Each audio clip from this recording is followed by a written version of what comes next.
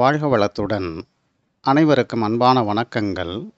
எல்லாம் வல்ல இறைவனின் திருவடிகளை என்னுடைய மனம் மொழி மெய்களால் போற்றி பணிகின்றேன்.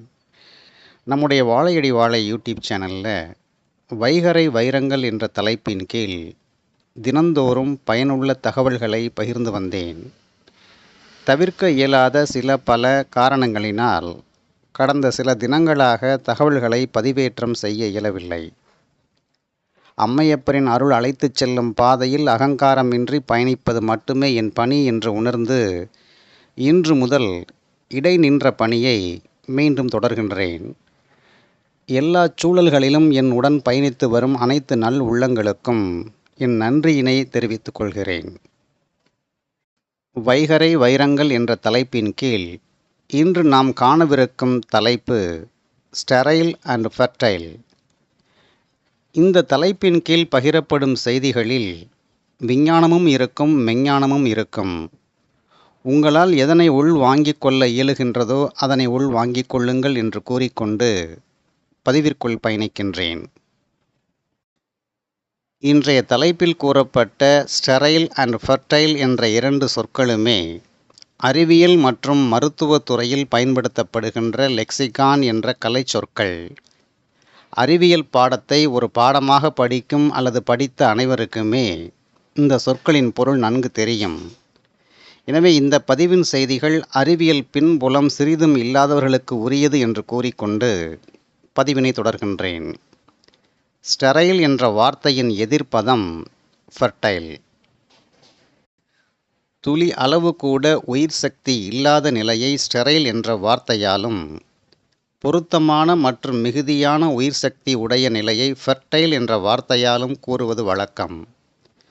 ஐ டிராப் என்றால் கண் நோய் தீர்ப்பதற்காக பயன்படுத்தப்படும் ஒரு வகை சொட்டு மருந்து என்பதை நீங்கள் நன்கு அறிவீர்கள்.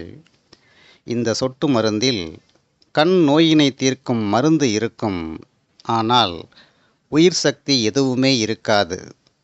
அதாவது உயிர்த்தன்மையுடைய நுண்ணுயிர்கள் ஒன்று கூட அதில் இருக்காது, இருக்கவும் கூடாது. தற்போது இதனை நாம் ஸ்டெரைல் ஐ டிராப்ஸ் என்று கூறுகிறோம்.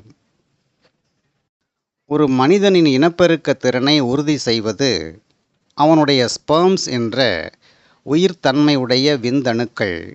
ஒரு மனிதனிடத்தில் துளி அளவு கூட விந்தணுக்கள் இல்லை என்றால் அந்த மனிதன் ஸ்டெரைல் மேன் அல்லது இம்பொட்டன்ட் என்று அழைக்கப்படுகின்றான். ஒரு ஆரோக்கியமான மனிதனிடமிருந்து சேகரிக்கப்பட்ட விந்தினை நுண்ணோக்கியின் வழியாக பார்த்தால் உயிர்த்தன்மை உடைய பல மில்லியன் விந்தணுக்கள் உயிர்ப்புடன் இருப்பதை பார்க்கலாம். இவ்வாறு உயிரணுக்கள் என்ற விந்தணுக்கள் நிரம்ப பெற்ற மனிதனை ஃபெர்டைல் மேன் என்றும், ஒரு விந்தணு கூட இல்லாத மனிதனை ஸ்டெரைல் மேன் அல்லது இம்பொட்டன்ட் என்றும் கூறுவது வழக்கம். ஃபெர்டைல் மேன் என்று அழைக்கப்படும் மனிதனிடத்து உயிர்த்தன்மை உடைய விந்தணுக்கள் ஏராளமாக இருப்பதால் அத்தகைய மனிதனால் தன்னுடைய சந்ததியை விருத்தி செய்ய இயலும், அதாவது இனவிருத்தி செய்ய இயலும். இம்பொட்டன்ட் அல்லது ஸ்டெரைல் மேன் என்று அழைக்கப்படும் மனிதனிடத்தில் உயிர்ப்புத்தன்மை உடைய விந்தணுக்கள் ஒன்று கூட இல்லாததால் அவனால் இனவிருத்தி செய்ய இயலாது. மேற்கண்ட விளக்கங்கள் வழியாக நீங்கள் புரிந்து கொள்ள வேண்டிய முக்கிய செய்தி இதுதான்.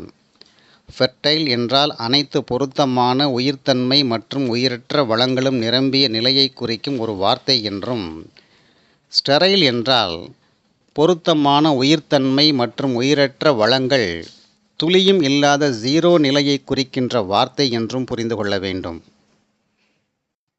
வேளாண்மை செய்யும் நிலத்தினை விளைநிலம், தரிசு நிலம் என்று இரண்டாக பிரித்து கூறுவது வழக்கம்.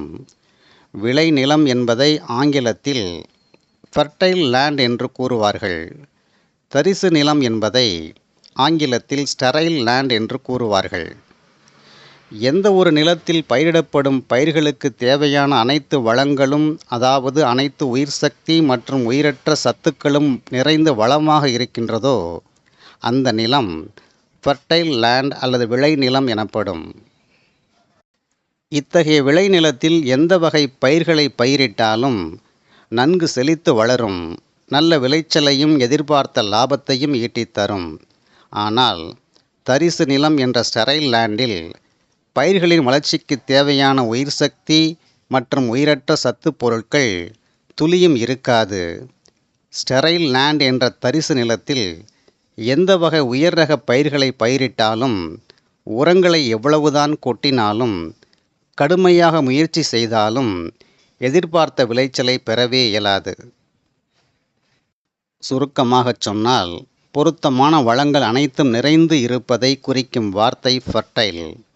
பொருத்தமற்ற வளங்கள் துளி கூட இல்லாததை குறிக்கும் வார்த்தை ஸ்டெரைல் என்று கூறிவிடலாம். மருத்துவத்துறையில் சிகிச்சைக்காக பயன்படுத்தப்படும் உபகரணங்கள், மருந்து மாத்திரைகள், சொட்டு மருந்துகள் என்ற அனைத்திலுமே உயிர் சக்தி இல்லாமல் ஸ்டெரைலாக இருப்பது மிக மிக முக்கியம். இவ்வாறு இருந்தால்தான் நோயாளிக்கு புதிதாக கிருமித் தொற்று ஏதும் ஏற்படாது. நிலங்களில் விளைநிலம், அதாவது ஃபர்டைல் லேண்ட், மற்றும் தரிசு நிலம், அதாவது ஸ்டெரைல் லேண்ட் என்று இருவகை நிலங்களை முன்னதாக கூறினேன். இவை இரண்டிற்கும் வேறாக மற்றொரு வகை நிலமும் இருக்கின்றது. அதன் பெயர் கண்டாமினேட்டட் லேண்ட். கண்டாமினேட்டட் லேண்ட் என்றால் மாசுக்கள் அல்லது நச்சுக்கள் நிறைந்தும் உயிர் சக்தி மிக மிக குறைவாகவும் உள்ள நிலம் என்று பொருள். எளிமையான புரிதலுக்காக இந்த வகை நிலத்தை களைச்செடிகள் செழித்து வளரும் கலை நிலம் என்று புரிந்து கொண்டு தொடருங்கள். கடுமையாக முயற்சி செய்து இவ்வகை நிலத்தை முறையாக மேம்படுத்தி பராமரித்தால் மட்டுமே இது ஃபர்டைல் லேண்ட் என்ற வளமான நிலமாக மாற்றம் பெறும். முதலாவதாக கூறிய ஃபர்டைல் லேண்ட் என்ற விளைநிலத்தில் பொருத்தமான உயிர் சக்தி மற்றும் உயிரற்ற சத்துப் பொருட்கள் இயல்பாகவே மிகுதியாக இருக்கும். இது இயற்கை வழங்கிய கொடை. இரண்டாவதாக கூறப்பட்ட ஸ்டெரைல் லேண்ட் என்ற தரிசு நிலத்தில் பொருத்தமான உயிர் சக்தியும் உயிரற்ற சத்துப் பொருட்களும் துளி கூட இருக்காது. இந்த வகை நிலத்தில் களைச்செடிகள் கூட முளைக்காது. மூன்றாவதாக கூறப்பட்ட கண்டாமினேட்டட் லேண்ட் என்ற கலை நிலத்தில் உயிர் சக்தி மற்றும் உயிரற்ற சத்துக்கள் மிக மிக குறைவாக இருக்கும். இந்த வகை நிலத்தில் நமக்கு பயன் செய்யும் பயிர்களை விட களைச்செடிகள்தான் மிகுதியாக செழித்து வளரும்.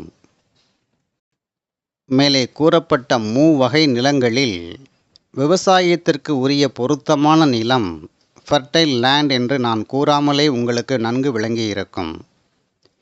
இதுவரை கூறிய விஞ்ஞான தகவல்களை அப்படியே நம்முடைய மனம் என்ற நிலத்தோடு பொருத்தி பார்ப்போம். நிலத்தைப் போலவே நம்முடைய மனத்தினையும் 3 வகையாக வகைப்படுத்தலாம். அதாவது 1 fertile mind, 2 sterile mind, 3 contaminated mind.